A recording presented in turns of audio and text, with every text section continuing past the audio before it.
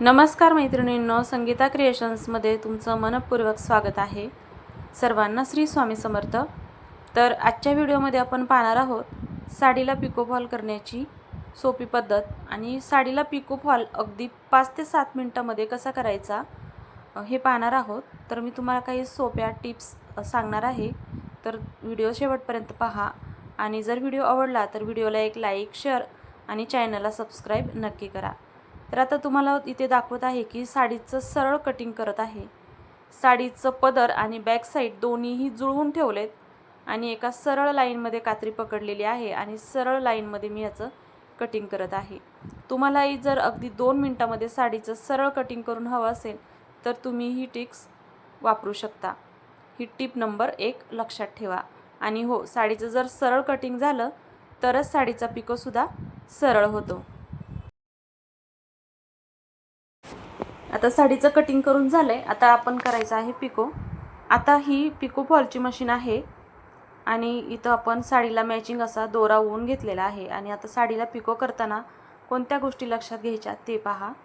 आता tip number 2, तुम्हाला जर साडीला पिको अगदी बारीक दोरीसारखा हवा असेल तर जसं या व्हिडिओमध्ये मी साडी अगदी हलक्या हाताने पुढे खेचत आहे त्याच पद्धतीने तुम्ही ते साडी खेचायची आहे आणि साडीचा जो नॉब आहे, मशीनचा नॉब आहे, त्यामध्ये साडीचा काठ ठेवायचा आहे आणि साडी हलक्या हाताने पुढे खेचायची आहे।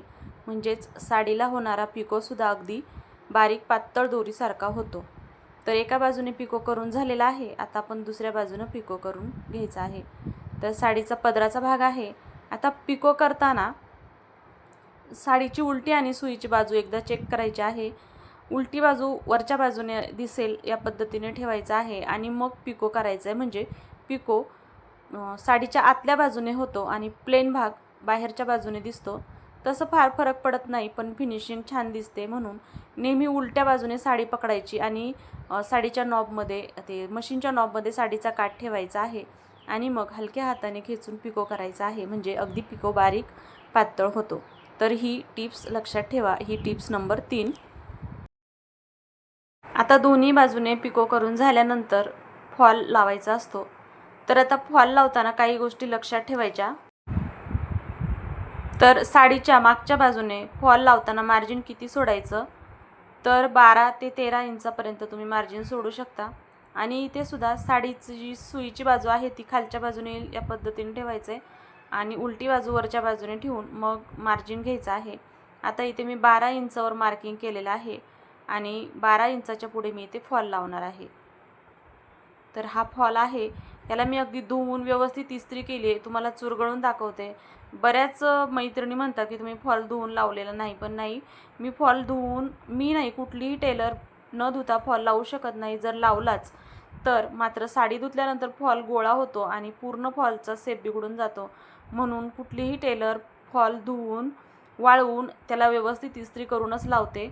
आणि हो, मी काय करते, एकदम भरपूर साड्या एकत्र पिको फॉल करते म्हणून साड्या फॉल जे आहे ते धुवून वाळवून आणि एकत्र सगळ्यांना इस्त्री करून पुन्हा त्यांना घडी करून ठेवते। म्हणून कदाचित माझ्या यूट्यूब फॅमिलीतल्या काही मैत्रिणींना वाटतं की मी फॉल न धुता लावते, कारण घडी तशीच असते असं त्यांचं म्हणणं असतं।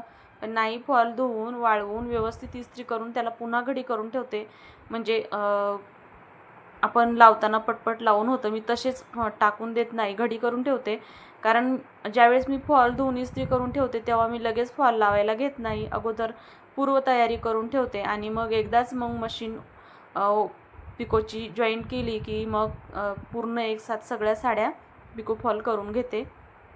तर आता पिको लावताना, फॉल लावताना सुद्धा साडीच्या काठावरती फॉल ठेवलेला आहे आणि इथे सुद्धा मी हलक्या हाताने साडी पुढं खेचत आहे। याचं कारण हेच की अगदी बारीक पिको जर तुम्हाला हवा असेल तर तुम्हाला फॉल इथे साडीच्या काठावर ठेवायचा आहे व्यवस्थित आणि साडी हलक्या हाताने पुढे खेचायची आहे। म्हणजे होणारा पिकोसुद्धा पातळ होतो।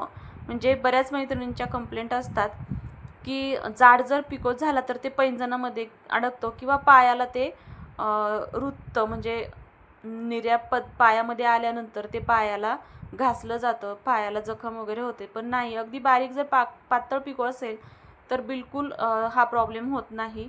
तर आता फॉल लावून दुसऱ्या टोकाला आल्यानंतर मी ते अर्धा इंच फॉल आतमध्ये दुमडला आहे सुरुवातीला पण अर्धा इंच फॉल दुमडून घेतलेला आहे आणि आता इथेच फायनली साडीला फॉल पिकोच्या मदतीने जोडून झालेला आहे. आणि हो, पिको करताना जो नॉब मी वापरला आहे तोच नॉब इथे फॉल साडीला जॉईन करतानाही वापरला आहे. मी नॉब चेंज केलेला नाही. तर आता इथे आपण करणार आहोत हातशिलाई. हातशिलाई करताना वरच्या बाजूने 1/4 इंच आणि खालच्या बाजूने अर्धा इंच सुईच्या टोका एवढं मार्जिन ठेवायचं. आता इथे मी दोरा ओवून घेते. दोरा अखंड व्हायचा आहे.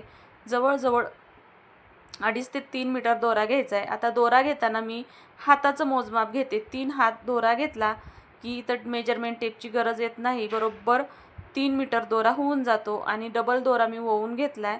नंतर दोऱ्याच्या मागच्या साईडने गाठ देऊन घ्यायची आहे आणि मग हातशिलाई करायची आहे. म्हणजे दोरा अटकला जातो गाठीमुळे.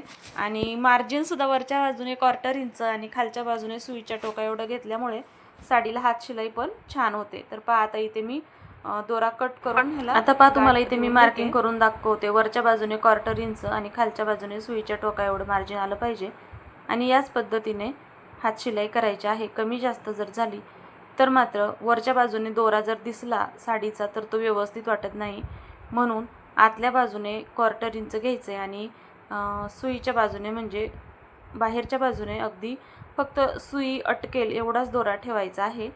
आणि इथं हातशिलाई करताना जी सुई सगळ्यात बारीक असते, आपण जी पोत वगैरे ओवायची सुई असते त्या सुईनेच इथं हातशिलाई करायची. म्हणजे बाहेरच्या बाजूने अजिबात दोरा दिसत नाही. आणि सुरुवातीला थोडे इथं कष्ट पडतात. दोरा तुटू द्यायचा नाही. आणि सुरुवातीला जर दोरा तुटला नाही तर हातशिलाईसुद्धा अगदी व्यवस्थित होते. आणि पूर्ण अखंड दोरा हातशिलाईसाठी वापरला जातो. आता मी तुम्हाला मशीनवरतीच इथं दाखवत आहे. पण तुम्हाला जर अजून सोपी ट्रिक्स हवी असेल तर तुम्ही सरळ साडी जमिनीवर खाली अंथरून घ्यायची आणि मग हातशिलाई करून घ्यायची. अगदी 2 मिनिटामध्ये तुमची साडी पूर्ण हातशिलाई करून होते. तर पहा हातशिलाई करून झाली. आता इथे मी दोरा गुंतवून घेते म्हणजे हा दोरा तुटणार नाही. आणि इथं तुम्ही पहा आता साडीला किती सुंदर फॉल लावून झाला आहे. आणि बाहेरच्या बाजूने बिलकुल दोरा दिसत नाही. आणि वरच्या बाजूने फिनिशिंग पहा. बाहेरच्या बाजूने तुम्हाला वाटतसुद्धा नाही की इथं साडीला हा फॉल लावलेला आहे म्हणून. एवढं सुंदर साडीला पिको फॉल करून झालेला आहे. तर मैत्रिणींनो, तुम्हाला माझी पिको फॉल करण्याची पद्धत कशी वाटली? आवडली असेल तर कमेंट करून सांगा. व्हिडिओ आवडला असेल तर लाईक करा. आणि हो मैत्रिणींनो, चॅनलवरती तुम्ही नवीन असताना ना आपले व्हिडिओ तुम्हाला पाहायला आवडत असतील तर चॅनलला सबस्क्राईब नक्की करा. भेटूया उद्याच्या व्हिडिओमध्ये. धन्यवाद.